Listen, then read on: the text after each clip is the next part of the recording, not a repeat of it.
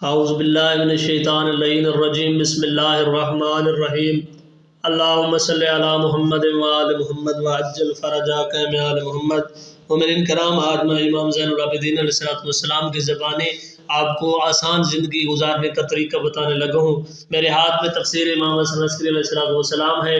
اس میں درج ہے کہ امام محمد باقر علیہ السلام نے فرمایا کہ محمد بن مسلم شہاب زہری میرے والد ماجد امام زین العابدین علیہ السلام کی خدمت میں حاضر ہوا اور وہ نہایت بے چین اور غمگین ہو رہا تھا۔ حضرت نے اس نے پوچھا کہ تم کس بات سے پریشان ہو؟ اس نے عرض کی کہ اے فرزند رسول خدا بند عالم، پے در پے مجھ پر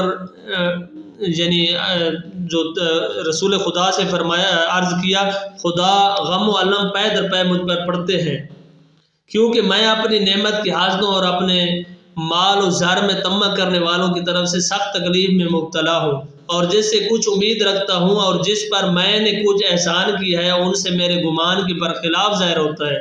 حضرت نے اس سے فرمایا کہ تم اپنی زبان قابو میں رکھو، اس سے تم اپنے بھائیوں سے قابض ہو جاؤ گے، اپنے بھائیوں پر قابض ہو جاؤ گے۔ یعنی پہلا طریقہ مولا پہلا طریقہ بتا رہے ہیں کہ اپنی زبان کو قابو میں رکھیں۔ تو زہری نے عرض کی کہ میں ہمیشہ ان سے نیکی سے کلام کرتا ہوں۔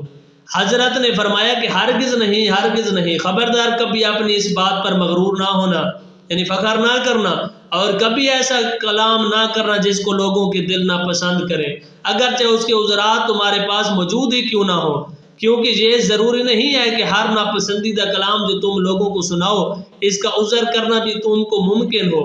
بعد ازاں فرمایا کہ اے زہری، جس شخص کی عقل کسی امر میں کامل نہیں ہوتی، اس امر میں اس کا ہلاک ہونا بہت آسان ہوتا ہے۔ اے زہری، تم پر لازم ہے کہ تمام مسلمانوں کو اپنے گھر والوں جیسا خیال کرو، کہ اپنے سے بڑے کو بمنزلہ والد کے اور چھوٹے کو بمنزلہ بیٹے کے اور ہم عمر کو مثل بھائی کے سمجھو۔ اب دیکھو کہ ان میں سے کس پر تم ظلم کرنا پسند کرتے ہو۔ مومنین کرام، مولا کے فرمان کا مقصد یہ ہے کہ آپ نہ بیٹے پر ظلم کر سکتے ہیں، نہ بھائی پر کر سکتے ہیں، نہ والد پر کر سکتے ہیں۔ اگر دنیا کو ایسے آپ منزلہ دیں گے تو پھر کسی پر ظلم آپ نہیں کریں گے، کسی کے لیے بد دعا نہیں کریں گے۔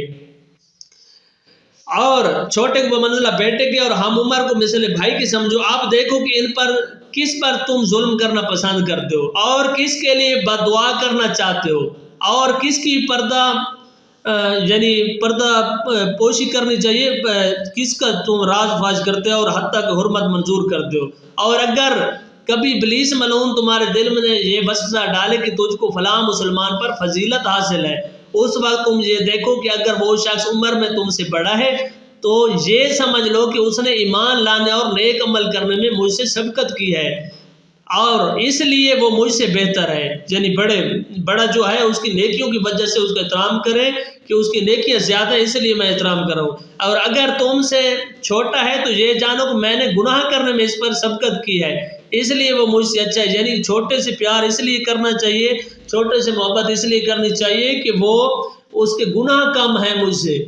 تو اور اگر وہ تمہارا ہم عمر ہے تو یہ خیال کرو کہ مجھ کو اپنے گناہوں کا تو یقین حاصل ہے اور اس کے بارے میں مجھے شک ہے، اس لیے امر یقینی کو امر مشکوک کے لیے کیوں کر دوں۔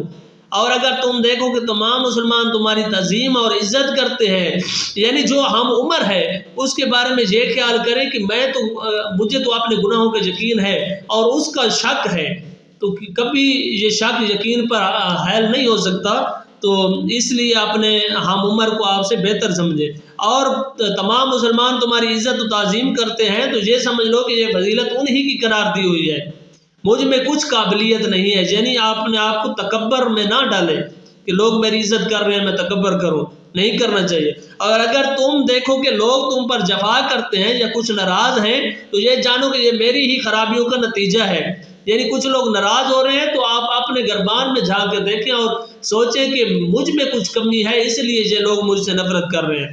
جب تم ایسا طریق اختیار کرو گے تو خدا زندگانی دنیا کو تم پر سہل اور آسان کر دے گا، اور تمہارے دوست بڑھ جائیں گے اور دشمن گھٹ جائیں گے، اور تم لوگوں کے نیک سلوکوں سے خوشحال اور بھلناک ہوگے اور ان کی جفاؤں پر تعصب نہ کرو گے۔ اور یہ جان لو کہ لوگوں کے نزدیک بزرگ تر وہ شخص ہے جس کی نیکی سے وہ فیضیاب اور بہرہ ور ہوں، اور وہ ان سے بے نیاز اور مستغنی ہو اور کبھی ان سے سوال نہ کرے، اور اس کے بعد وہ شخص مکرم اور بزرگ سمجھا جاتا ہے جو کبھی ان سے اپنی حاجت طلب نہ کرے اگرچہ ان کا محتاج ہی کیوں نہ ہو، کیونکہ اہل دنیا مال ہی کو بہت دوست رکھتی ہے، جب ان سے مال مانگا جائے تو پھر وہ عزت نہیں رہتی۔ مومنین کرام، یہ امام زین العابدین علیہ السلام نے اپنے ایک صحابی کو زندگی گزارنے کا، آسان گزارنے کا ایک طریقہ بتایا ہے کہ ایسے زندگی گزاریں تو آپ کی زندگی آسان ہو جائے گی۔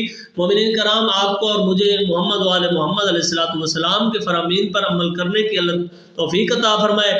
آمین ثم آمین۔ السلام علیکم یا علی علیہ السلام۔